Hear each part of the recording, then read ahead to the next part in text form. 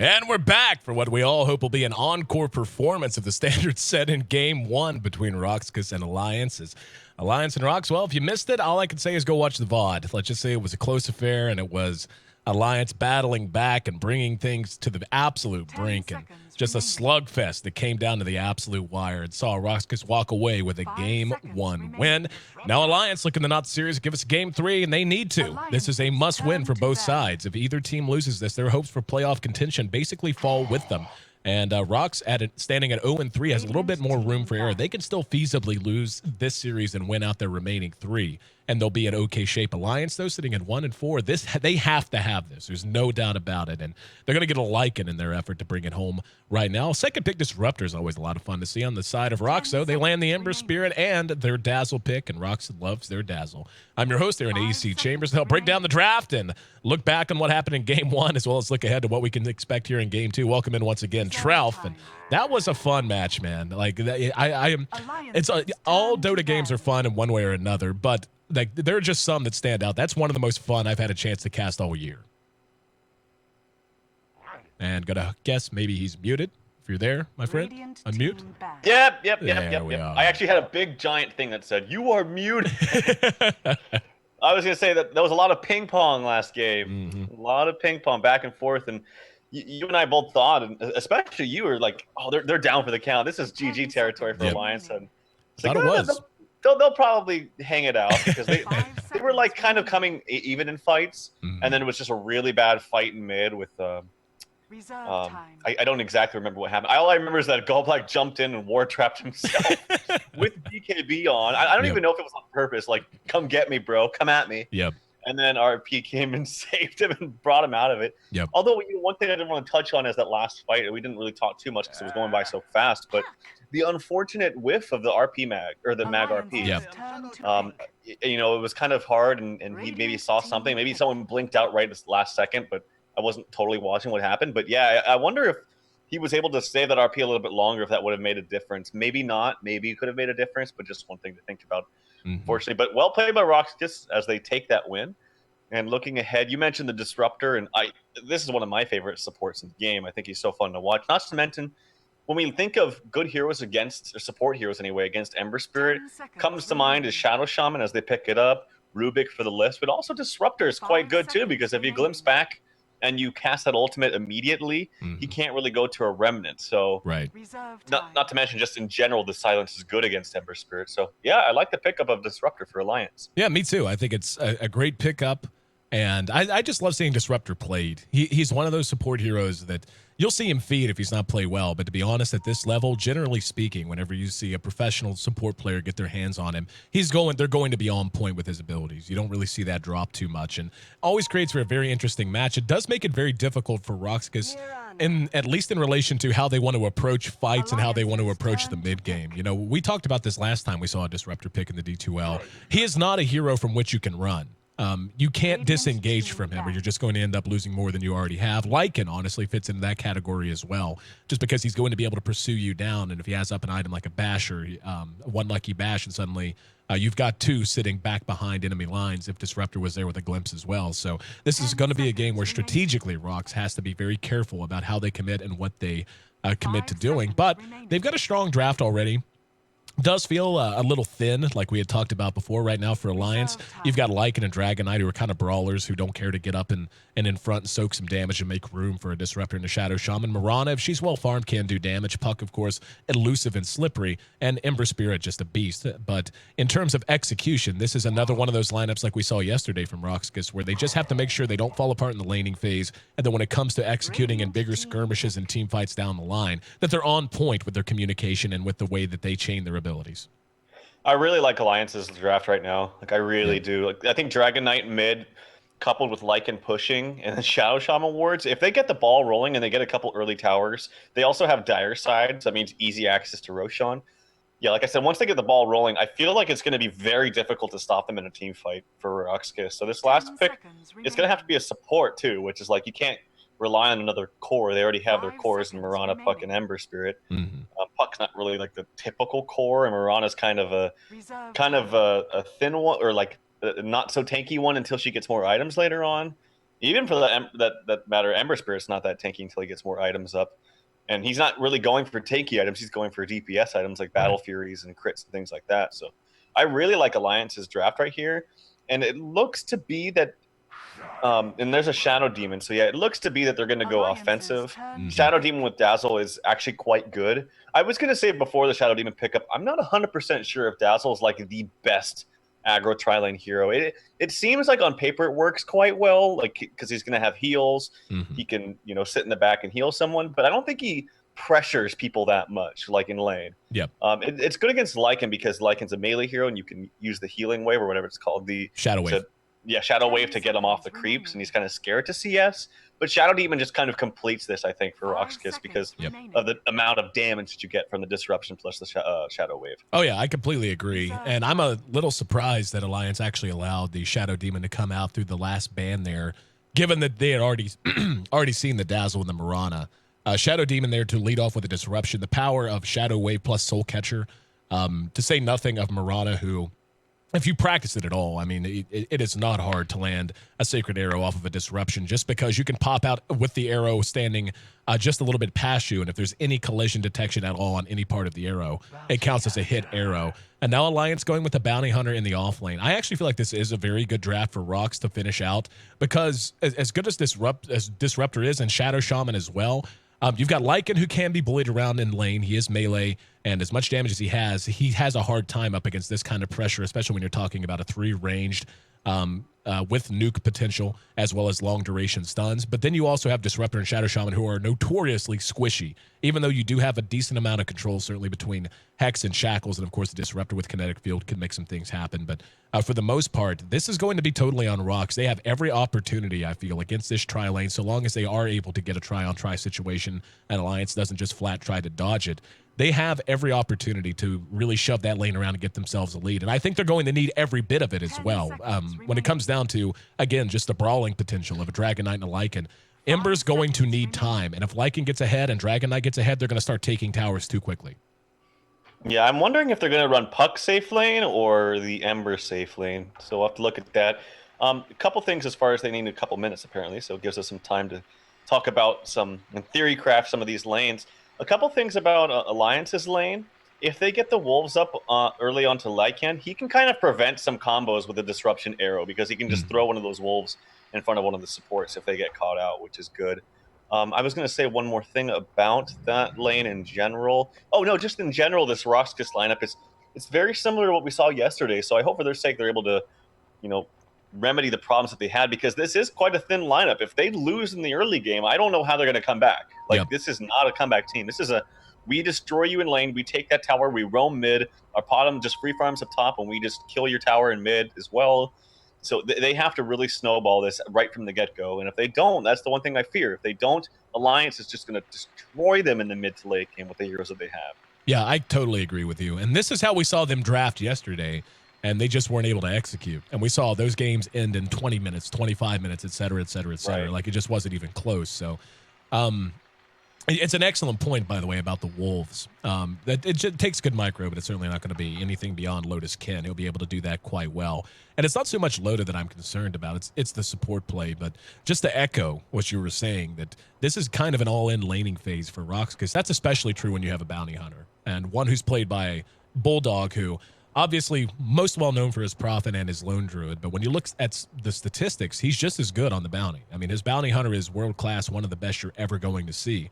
And if they're able to hold the laning phase together, and even if Loda is slowed down in farm, if he just keeps him and his supporting cast alive long enough for Bulldog to begin to roam around, as squishy as this lineup's going to feel, they're going to struggle a lot dealing with that. And then, you know, to say nothing of the Dragon Knight, who just kind of sits and slowly farms. S4's Dragon Knight is phenomenal.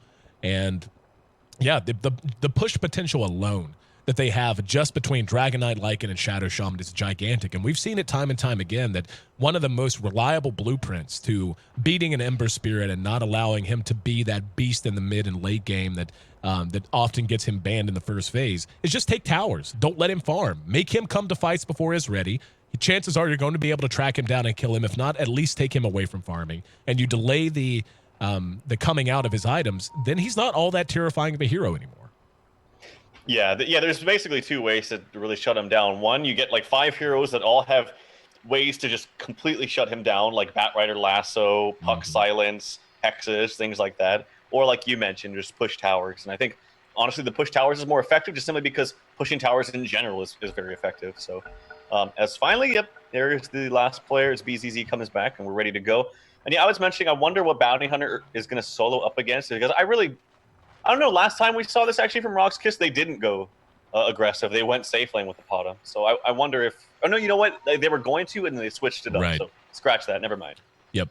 And so it looks like, and yeah, I wonder if they're going to do the same thing. Or they love dual lanes though, so we might see a dual lane here with Puck and Dazzle maybe. I don't know, but they're not running all the way top. So yeah, at the very least, we might see a dual lane here down bottom.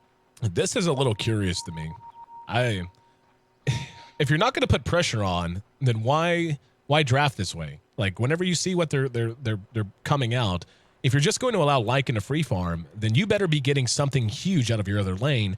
And Mirana, as good of a hero as she just is not as effective with early game farm as a Lycan is. Like if you give a Mirana and a Lycan, say, equal amounts of farm for 20 minutes and equal amounts of free farm, the Lycan is going to feel much more potent. That's just the way it is right now, especially whenever he has great supports and a Dragon Knight to help him out in team fights and in terms of pushing. And this just feels like a risky laning decision for RoX. And who knows, maybe they could end up rotating. I mean, Solo is down in bottom right now. Goldblack, though, seems fairly committed to being down in bottom lane. So looks like this will be the status quo. Bulldog, in the meantime, is going to go ahead and move into the jungle. We see that they already have a ward down just at the steps, and Bulldog going to spot himself a haste rune and going to go ahead and take it as Goldblack was on his way. So laning phase underway, neither team on either side. How about we take a look at who's handling who? It'll be BZZ solo farming the Ember Spirit here in mid. Going to be Solo playing on the Mirana. And actually check that. Looks like Dazzle's going to start out here, played by Yol, to help him out here in mid. Then Puck out in the off lane, played by Sadoy, and Goldblack will be on our Shadow Demon. Other side of the river, we're going to have S4 on our Dragon Knight in mid. Disruptor going to be played by Ake. The Lycan going to be farmed by Loda and should be farmed very easily and effectively. The Shadow Shaman will be played by EGM, helping Loda out, while Bulldog takes his Bounty Hunter into the off lane. I don't know if this dual lane's really effective unless they kill. Oh, scratch that. They're going to do a lot of damage to S4 right as I put my words in my mouth. Oh my god. The thing is, you have to be very careful against an Ember Spirit when you're not next to more than one creep, because it's a guaranteed Syrian Chains shackle on there. And my god, I just eat my words literally 2 seconds after I say it. I was gonna say that I don't know if this dual lane is gonna be effective if they don't kill S4, because they're just gonna eat the experience of Ember Spirit, but they're able to get a kill very quickly. Could be more damage. Second kill in the matter of 30 seconds.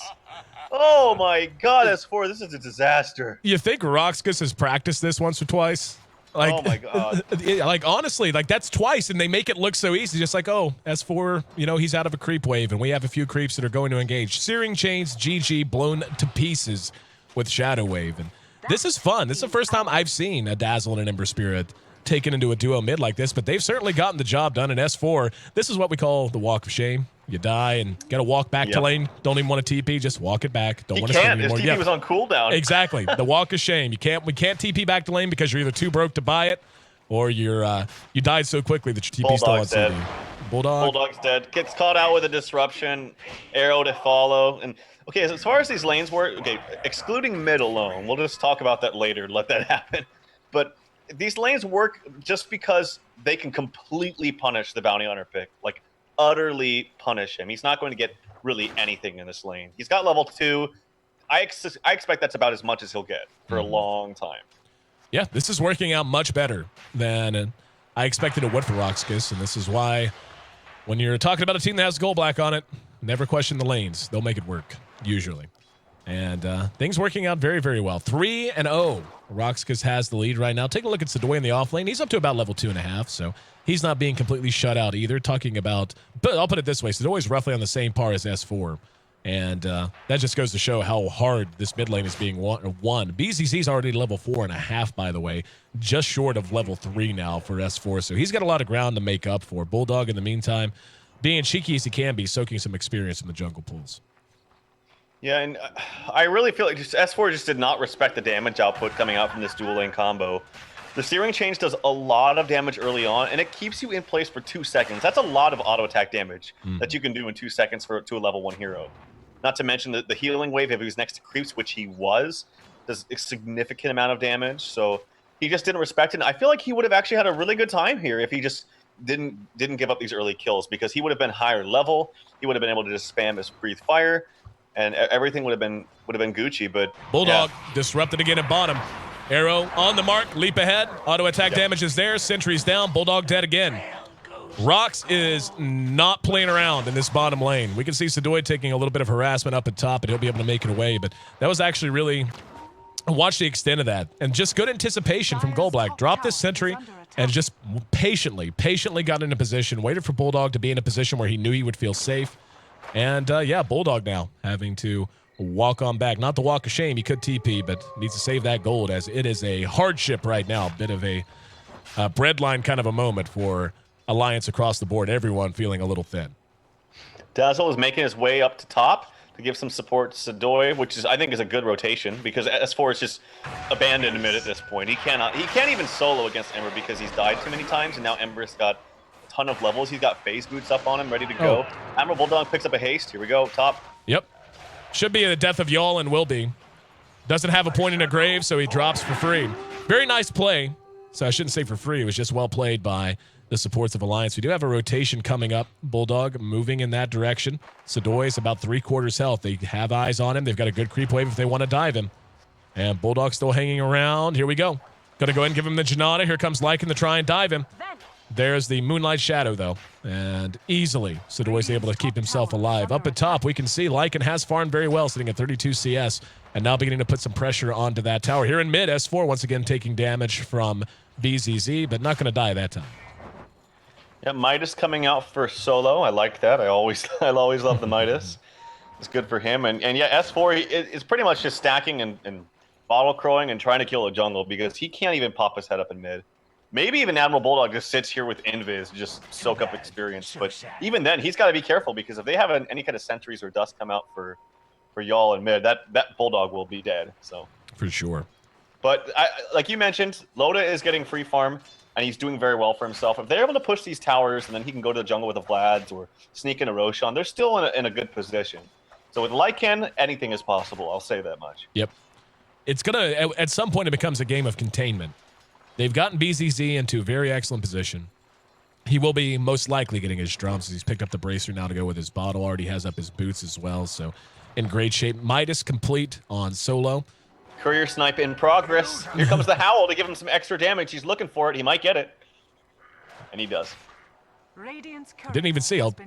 Didn't even see where it was. I was glancing around the map. I couldn't find it. Where did that happen? It was bottom down here. And the extra Howl damage actually really helped. Plus the Janata. So easy courier snipe there from Bulldog. That's a really good pick there. And did it have anything on it? Didn't catch it. No, it just delivered the Midas to solo. So didn't have anything on it, but still a nice courier snipe. Very well played, and helps get things a little bit closer to even. Alliance trailing just a bit, and we can see the Ember off to a great start. Will be bursted down with a little bit of damage. And EGM sitting at just short of level 5 now, so he's going to have his wards ready to go before too terribly long. But taking a look at the early graphs, we can see it is a bit of a lead going the way of RoX.KIS. No towers down. It's actually considerable for it to be 7 minutes and just about 2K up. But Bulldog is going to get active soon. I mean, he is a little bit under-leveled, so a bit of a delay there. But once he gets active, if Alliance can just make some picks happen, especially off of the pushing power of a Lycan, they're going to have a chance to get back in this game just fine. And up at top, Sadoy will be, glimpse back. And well played again. Ake and EGM are doing work. There's going to be a poison touch on the Ake, but no one else to help follow up. So a little bit of a pat on the back, but RoX loses another one. Here in mid, S4 ends up dying again as BZZ there with the searing chains and the sleight of fist makes it 5-2 and gets right back on the board. This hero is just so strong once he gets the lead. Like, if you give him some kills in mid, he can't show his face. Like, S4 cannot show his face at all. He's got to be absolutely in the furthest range possible of experience, and that's about it. Even coming up to Breathe Fire is kind of scary when BZZ has enough mana on him to combo up. So I will say, though, that kill on Sadoy was pretty huge, because Alliance is doing a really smart thing, as I mentioned. They're moving Loda into the jungle to get farmed there and freeing up some space for the supports. So EGM, he's actually almost level 6 on the Shadow Shaman, which is fantastic. Ake, he's almost level 6 on the Disruptor as well. Yep, the play of the supports are really what's going to keep Alliance in this. Right now, the laning phase, I think, is gone about the way we knew it needed to for RoX.KIS to really have a chance to capitalize on the strength of their lineup. So now it's on Alliance to try and do a little bit of damage control. Goldblack getting a little solo XP down here on bottom. Solo did have to go ahead and duck out of the lane as he'll go ahead and back off. But beginning to see a collapse now. Up the top, DD used by BZZ, and EGM could be in a lot of trouble and will be in trouble. God. Yep, didn't get off the Searing Chains. Then he actually uses the wards to try and keep himself safe. Sadoy there is going to be the Moonlight Shadow. And Sadoy, under cover of Moonlight Shadow, helped out by Yol. He will be able to jaunt back away. Behind that, though, we're going to see them engage on the Ake. Ake's going to end up dropping, but Loda might have a chance to get BZZ. Nope, he has to run. And the Sentry paying for itself in spades as EGM there to get a kill with the Ether Shock. Solo's now made his way into mid to try and keep S4 off of the tower. And Goldblack getting some much-needed levels down at bottom. He found level 6 amidst all of that. So all in all, I actually think that's a win for Alliance. They ended up losing one, but they got the Ember down. I didn't see it. I feel like EGM had to have had a tree there because I thought he fully blocked himself. Or maybe someone else ate a tree right there to the left of the wards, but managed to get out of there. I was like, wait, how did he get that kill? How did he walk out of those woods? So must have had a tree or someone already ate the tree there. But nice counter kill there. He's going to have a nice surgence of gold there, getting that streak from Ember Spirit as well. So yeah, good little series of events there for Alliance. They kind of bounced back a little bit in experience and farm. Looks like they're trying to make something happen on Bulldog. He did find level 6, and they're going to go for it. Dust it out. Demonic Purge slowed him down. He's going to do what damage he can, and don't even need the arrow. Here comes a TPN. That's going to be S4. And behind that, the rest of the team just going to reset. S4 not in a position to really do anything to chase him down. Very low health for BZZ, but still no real way to follow it up without trading himself away in the process. 7-3. RoX.KIS continuing to build on their lead. Taking a look at Sadoy. He's doing all right. I mean, he's level 6.5, so he's going to have Coil on the ready whenever he's ready. Yeah, and his TP unfortunately is not going to be made too much use out of for S4. Like he TP's down here, he gets literally like 2 CS, and now he's going to have to run away. Lucky for him. Oh no, Invis Rune that's top, so that's going to go the way of BZZ. So yeah, unfortunate there. S4 just having a very, very slow start this game. He's quite tanky now, but still in range to die with a combo from Ember Spirit, not to mention the Disruptor comboing up. He is maxing Soul Catcher and then Disrupts, and here comes some mid action onto Yol. Yol going to be locked down here. In the meantime, there's an engagement at top. EGM going to end up dropping to BZZ. No, never mind. Shackles off. And Sadoy let off with the coil a little bit too early. He was eating a lot of damage. Phase shifts and ends up dying to Loda. Now, that's a double kill you do not want to give away. And in the meantime, we saw the action in mid, too. And now Alliance capitalizing on a big swing of momentum. Going to be able to bring down this tier 1. And this is where you just have to really take a deep breath. Let's see if they can get a couple of kills. They need him badly. Bulldog retreating back. Demonic Purge not enough to slow him down and secure anything in return. In the meantime, Loda split pushing up at top. So just like that, Alliance, look at that, turns this game completely around. Top tower Loda, he's going to be in some trouble. He doesn't have the ult activated. He's just going to have to man up as much as he can. But he will probably die here. Oh, in the meantime, Solo gets picked off. Look how much damage Loda's doing. My God, no, he does fall. I thought he was maybe going to get the kill onto BZZ there. But yeah, did you manage to catch the kill onto Solo? No, I didn't. I was watching Loda. Okay, well, the wards were deployed by his tower, so there you go. Well, they managed to go 1 for 1, but the Ember Spirit securing another kill. Bringing down Loda is kind of a big deal.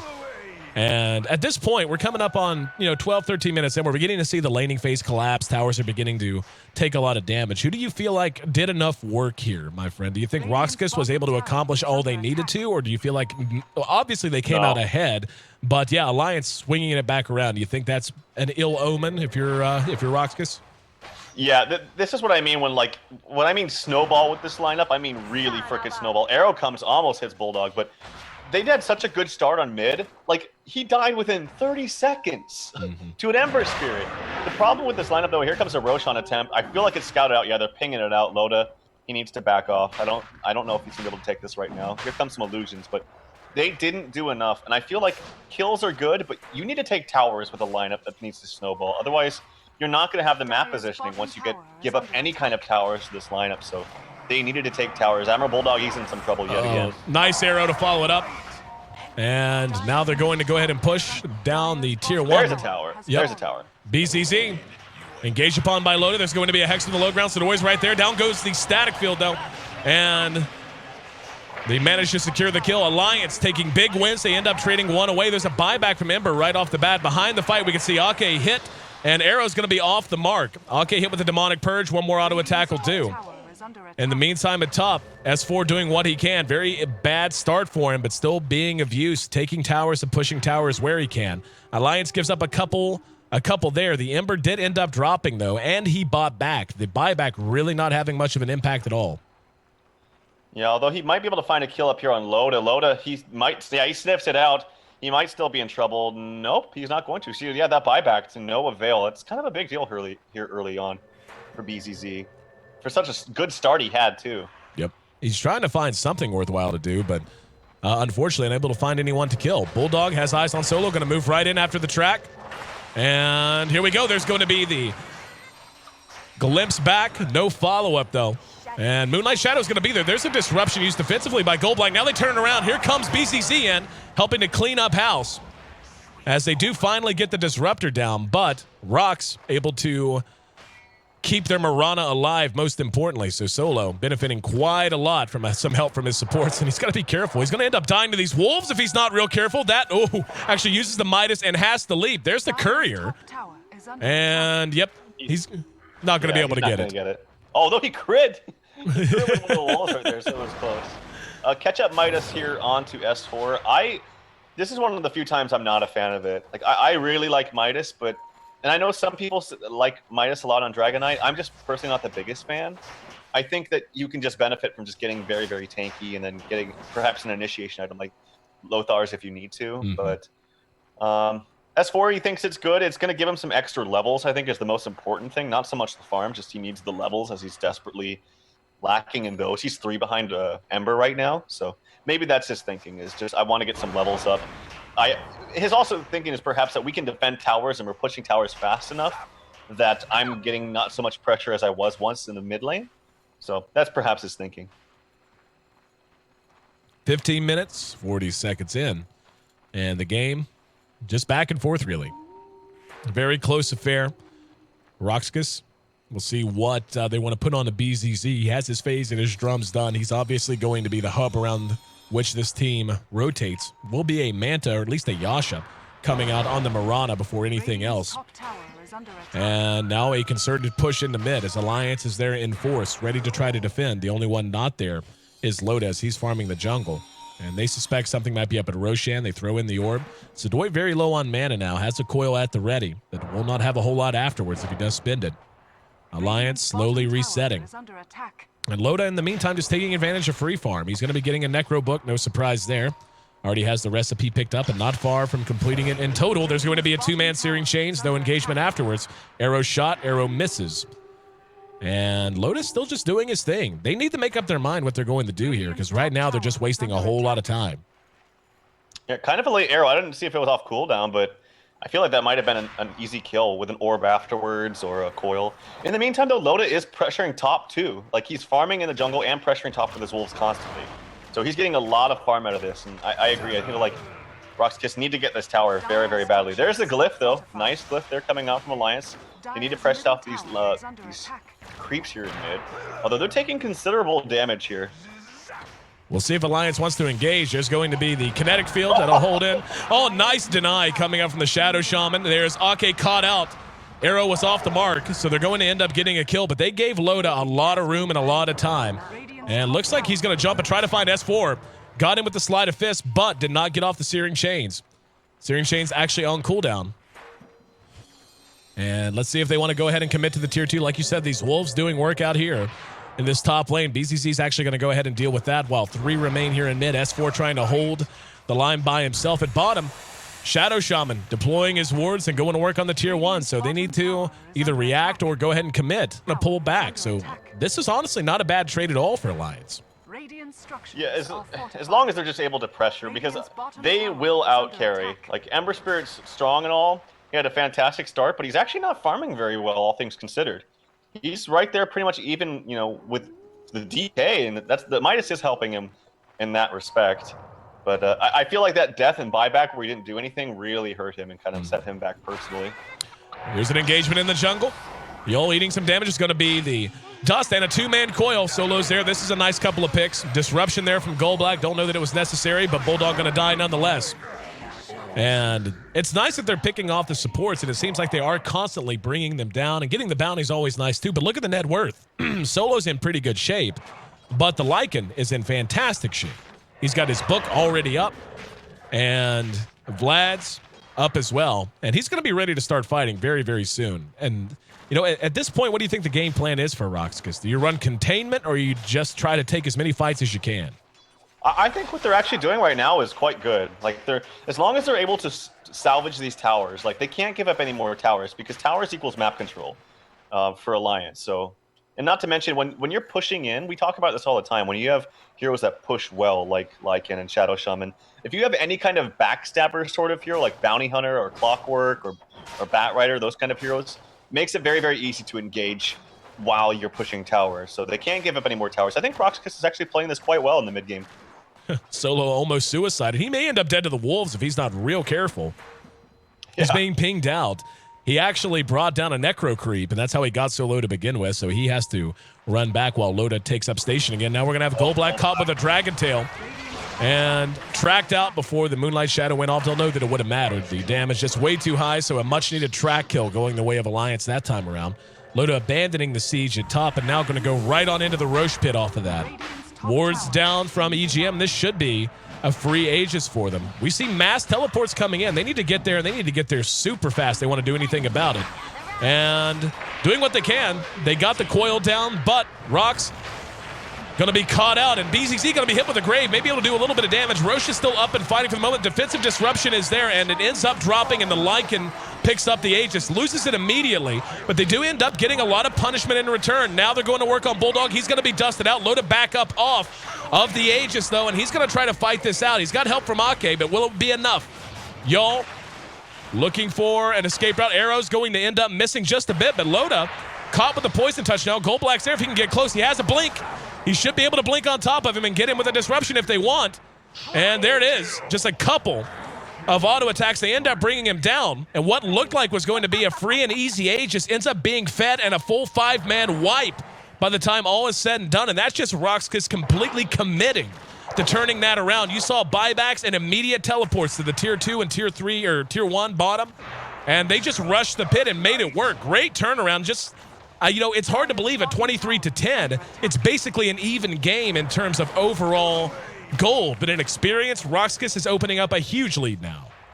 That was just phenomenal support play from both Dazzle and Goldblack. BZZ was almost dead, should have been dead, got graved for the full duration of the grave. Right after the grave wore off, he was disrupted, then healed up, then earned, and was able to use multiple Sleight of Fist in that fight as a result. Oh, hold on, thought. Yep, another defensive disruption. Ember's there to maybe force them away. Solo. No kinetic field to trap him in the static storm, and BZZ spam enough to keep him back. Loda's going to pop the ulti. They want to try and chase. Arrow's going to be there. Caught nothing but a Necro Creep, though. Remnant tossed over into the jungle. He's doing what damage he can, trying to punish them for it. Solo could be in trouble. Leaps away, and will be able to teleport away behind the fight. We can see they managed to catch up with one. That was the Ember Spirit. So BZZ perhaps being a little too brave and a little too altruistic. Should have let one of his supports die instead of himself. Lycan, in the meantime, helps bring down a tower, and here comes the counter charge out of Alliance. They catch y'all out with the Hex. Tracked out, and the Shackles. EGM's eating a lot of tower and creep damage in the meantime, though. Now they're going to try to turn that around. Sonoy's there, gets the coil off. EGM dies to it. The Grave keeping y'all alive. Loda at half health. Solo's right there with him, and now eating a bit of damage. S4 going to be caught out with the Demonic Purge. Arrow on the mark. He ends up dying behind the fight, and they have to try and run away now. Solo right there with him. Sonoy may jaunt to this. Loda's going to be hit with the dust, not that it matters. And to the south, we can see EGM in trouble. Bulldog's going to end up dropping, and they got eyes on EGM too. So another big turnaround. Loda does end up making it away. But it just seems like both of these teams when they get a win, want to rush down lanes and take a small win and turn it into a huge win. And we saw that in game 1, and it's happening again in game 2, just back and forth, blow for blow. Gallblack is playing out of his mind, by the way. Right there, the tail end of that fight, he caught the bounty hunter, dusted him up, and he used the Shadow Poison also to cancel the blink from Shadow Shaman, so he was able to make 1 kill into 2. As a result, his disruptions have been on par, perfectly timed every single time. He's finding these soul catchers on perfect targets. That soul catcher plus the arrow onto the DK, the Dragonite right there, took almost like half his HP. It was ridiculous how much damage it does. Yep. So Gallblack is totally MVP so far in this game. He has played lights out.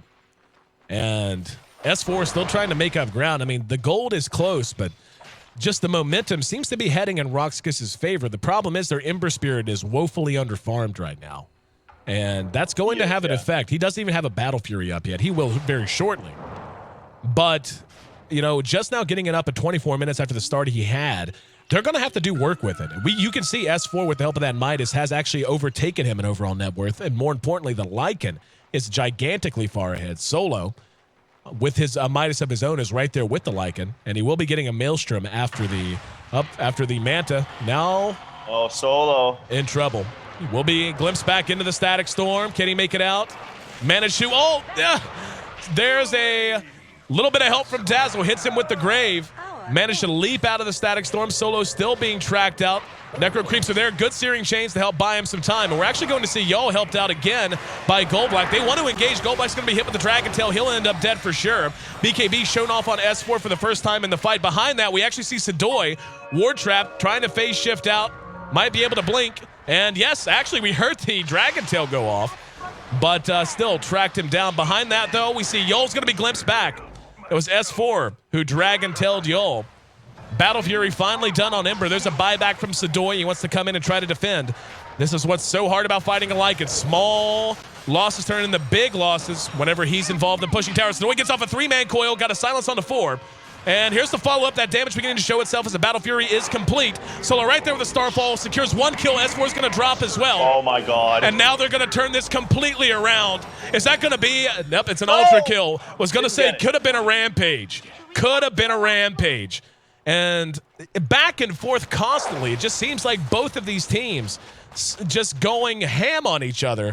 32-15, another full 5-man wipe as RoX not only manages to bring them down, but keeps the tier 3 standing as well. Just ping pong, man. Both games just back and forth constantly. Net worth has definitely gone in the favor of this Podden, though. 14K, he's almost 2K above the Lycan now. Ember starting to catch up to DK as well, but and this Battle Fury, while it is late, is always going to be effective on Ember Spirit at any point of the game because it's so good against pushes. When there's tons of creeps next to each other, you just get more and more procs with that cleave damage, and it really pays dividends at any point of the game. Gallblack saving, like, the support play again, just constantly disrupting. Oh, Gallblack, speaking of, might be in some trouble. He will be okay, though. Here comes the support. Yep, EGM ends up binding up more than he can chew. There's a kinetic field onto Solo, but look at the damage and follow it up, and are you kidding me? Another phenomenal Grave. That's a triple kill that goes the way of BZZ.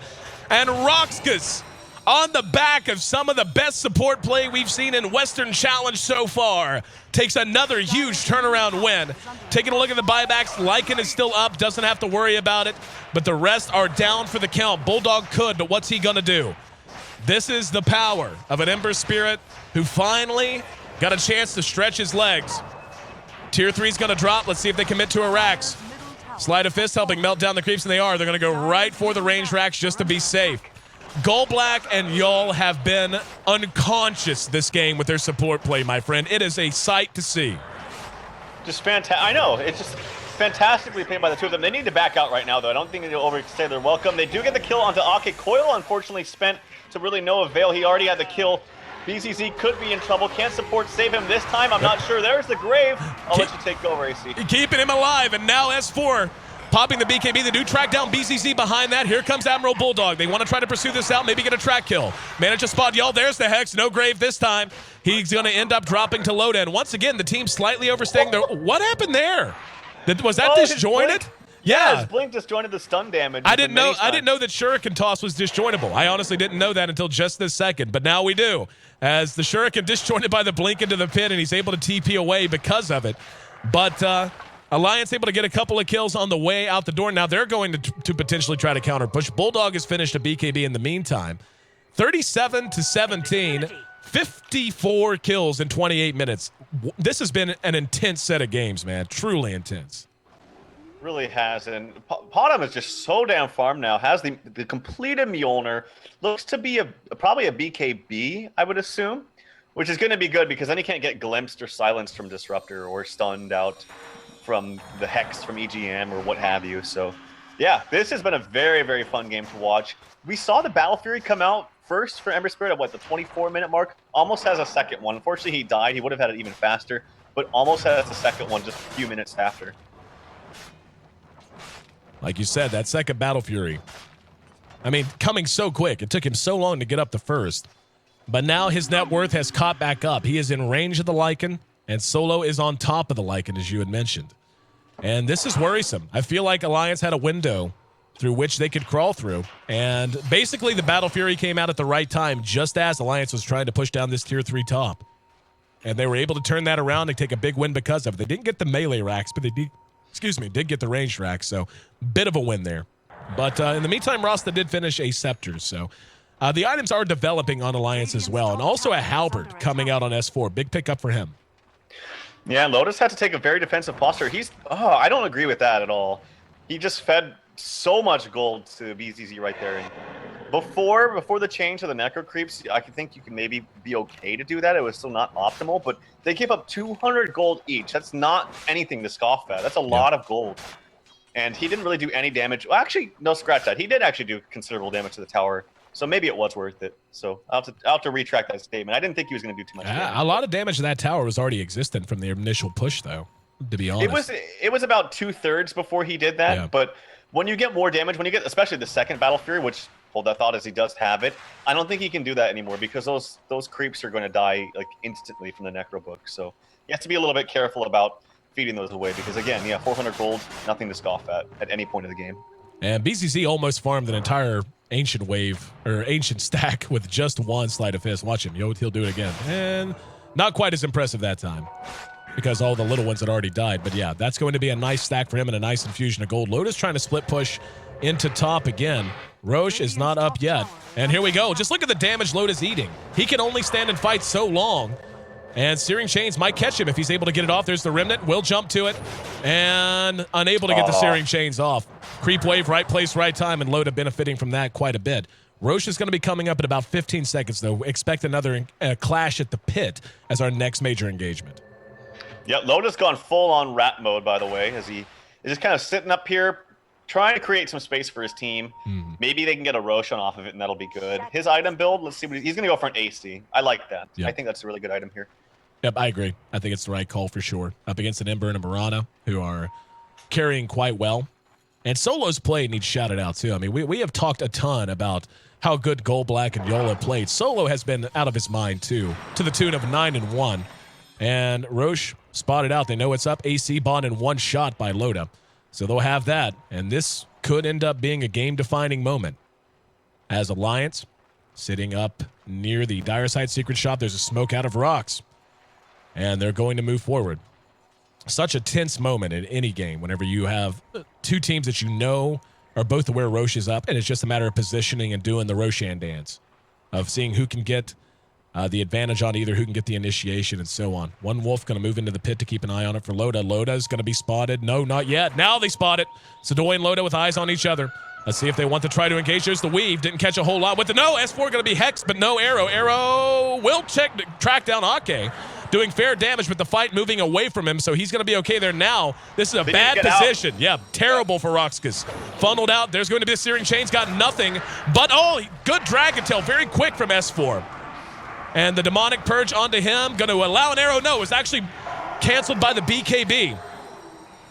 And both teams playing very cautiously here, as is warranted. Now he's going to jump right to his Remnant and does a ton of damage. EGM drops immediately, and RoX going to follow it up. Sonoy caught out, blown up, but here comes Ember. Doing what he can behind that fight. We hear the wards go down. And Alliance looks like they're going to take this one as they force Ember out.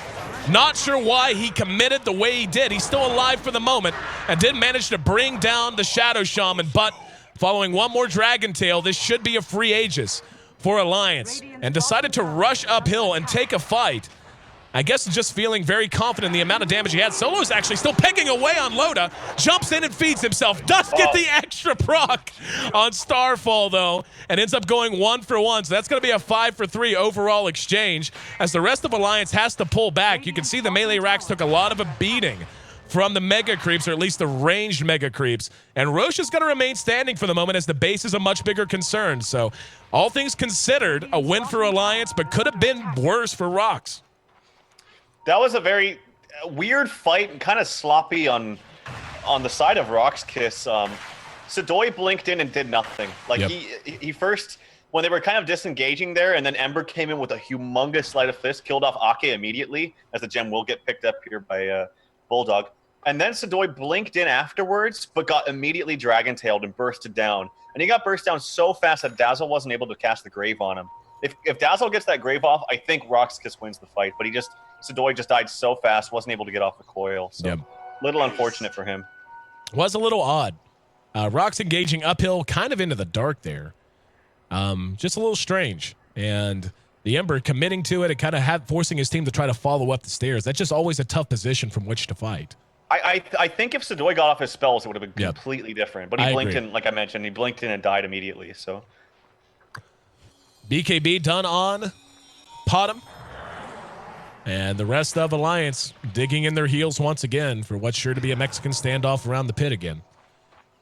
All of RoX is up, and they're going to go for the okie doke. Going to try to give them the end around on the Ancients, and Alliance going to move out of there as of right now.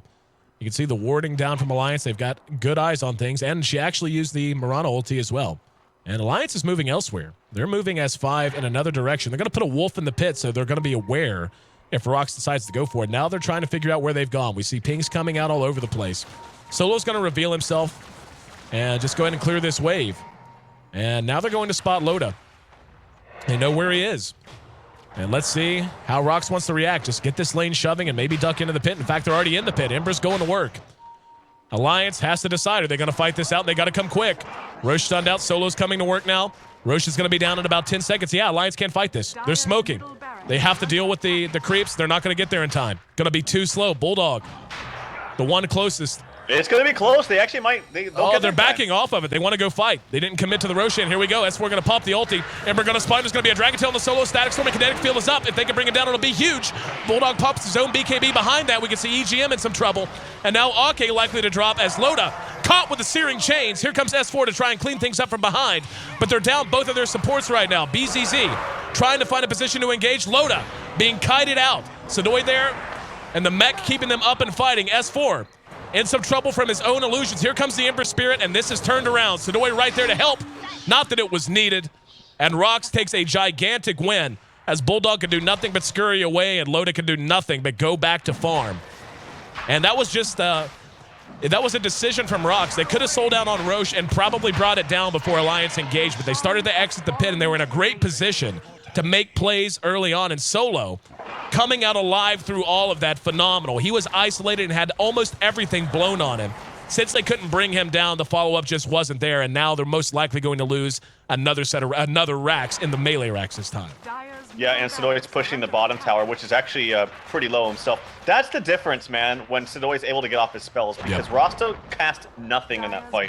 Sadoy coiled 2, silenced 2, and then hexed out the Rasta, was able to kill him before he was able to cast the wards, and that's an Aghanim's forms for EGM, so it makes a huge difference. Loda, in the meantime, pressuring these racks, he's going to force some people back.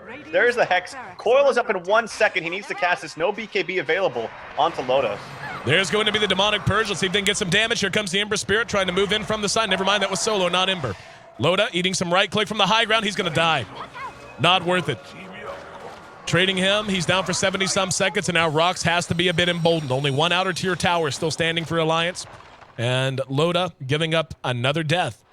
And at this point, 6-5 for him. Compare that to the 12-2 of Solo, who has gone ape, and the same in terms of kills, at least, for BZZ. 12-6, 11-5 out of Sadoy. and now has a Dagon to add to his inventory along with that Scythe of Ice. This is beginning to feel like it is finally snowballing the way that RoX.KIS really wanted it to, and you can see the gold has been kind of an EKG, just up and down all game, but up near 5-digit lead now for RoX.KIS, and the experience getting even further out of hand. And if you're Alliance, what's the game plan, man? Like, how do you look to play out the remainder of this game? Well, they still have really strong team fight, and they have amazingly strong push. Here comes a bottom ulti. It looks like they want to engage bottom, so hold that thought as Sadoi comes in. He has a Hex available. They know that Alliance is spread out. This could be bad for S4. Yep, there we go. Gets off the Dragon Tail. EGM blinked away. And Sadoi's going to go ahead and use the Scythe. EGM's still sitting right there.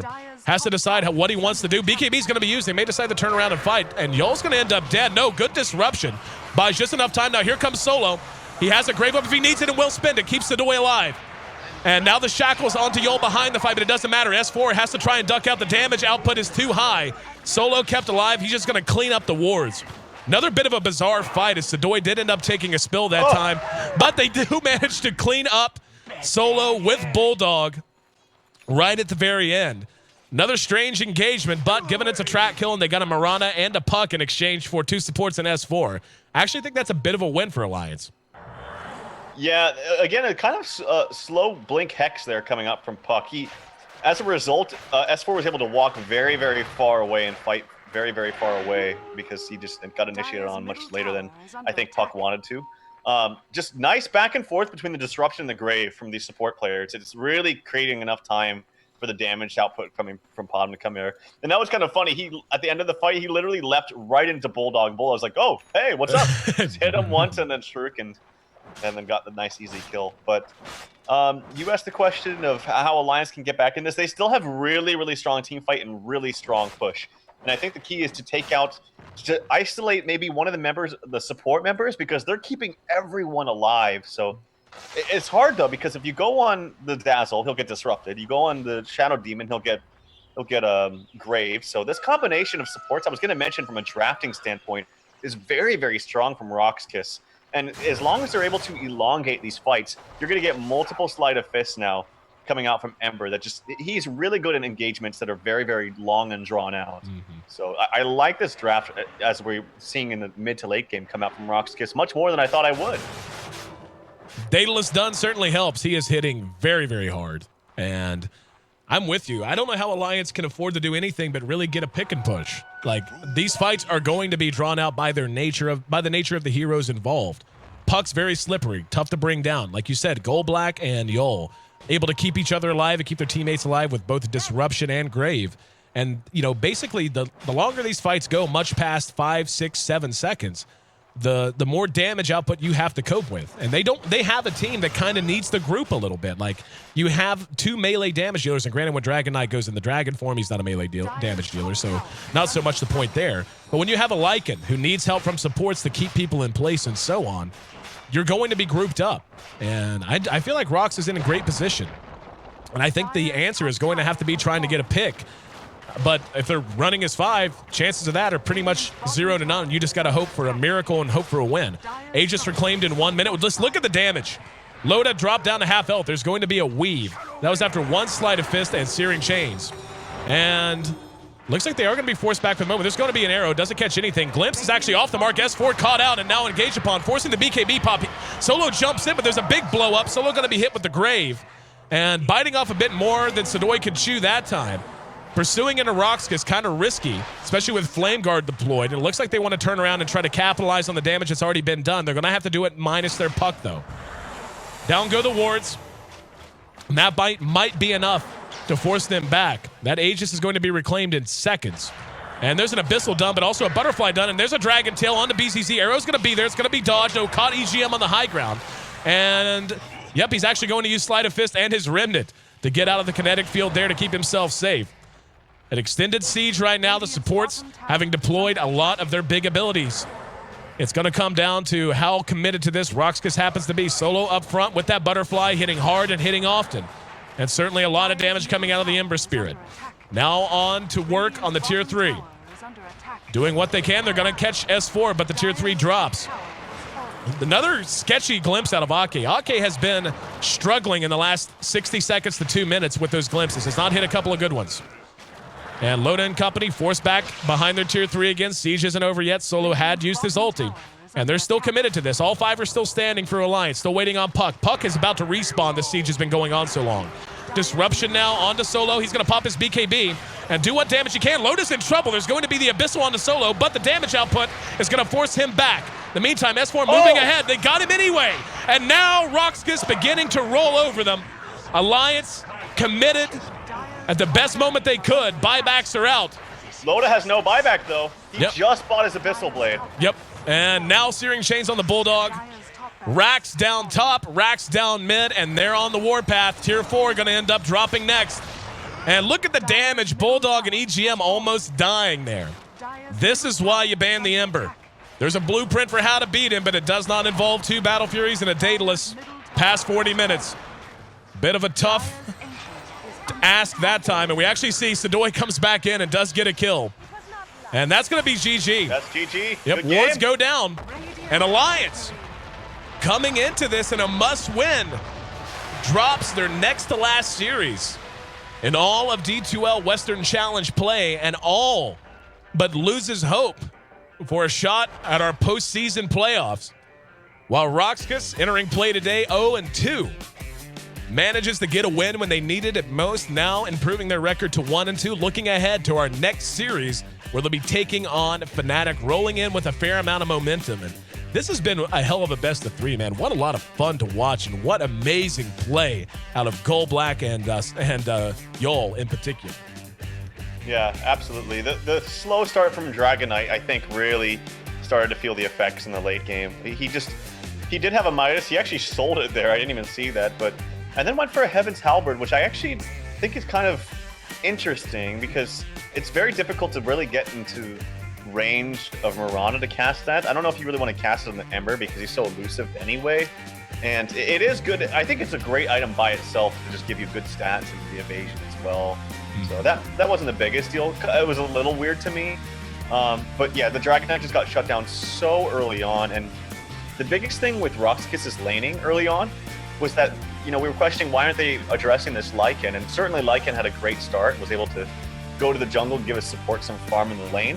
But the big thing was that their lane shut down Bounty Hunter completely. Like, he was good in the mid game to give out some tracks and some extra gold, but he did not have the early game impact that you want to have normally out of a Bounty Hunter.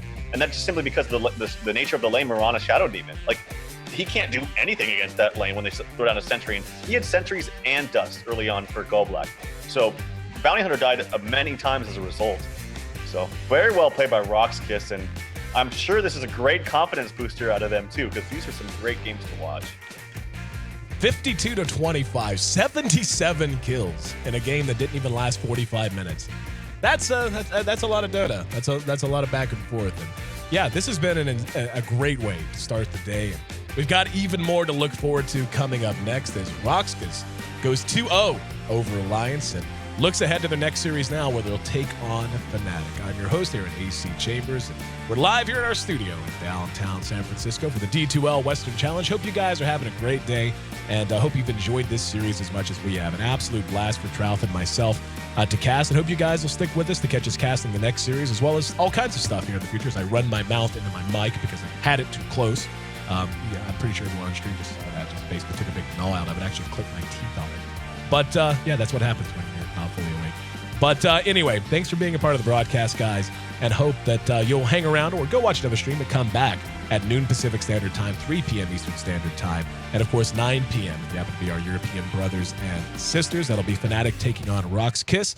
And since we do have a little bit of downtime, I was going to save this for the end of the broadcast, but something I did want to mention, I had tweeted about it already, was the fact that we did lose a fellow caster in the last 24 hours. One of our Vietnamese casting crew died in a car accident not long ago. And talking to the Vietnamese crew, obviously they're going to be taking a few days off, but it's not a situation where I knew the guy particularly well, and I'm not going to pretend that I did, but he worked hard.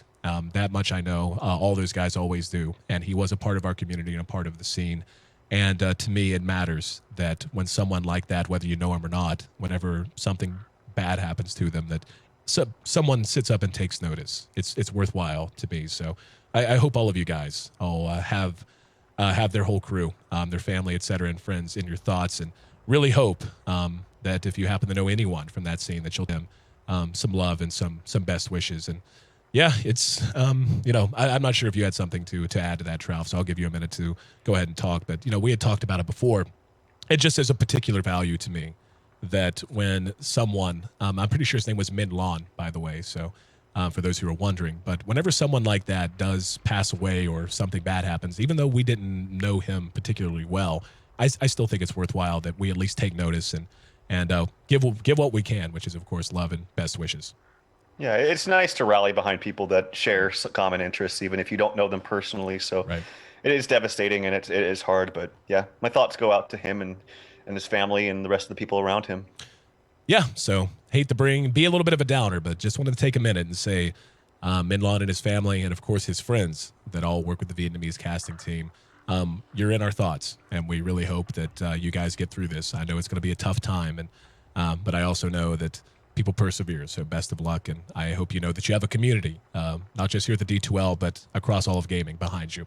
All right, enough about that. Again, coming up about an hour from now, we'll have our second series of the day, RoX.KIS taking on Fnatic, so make sure you stick around for that, or at least come back.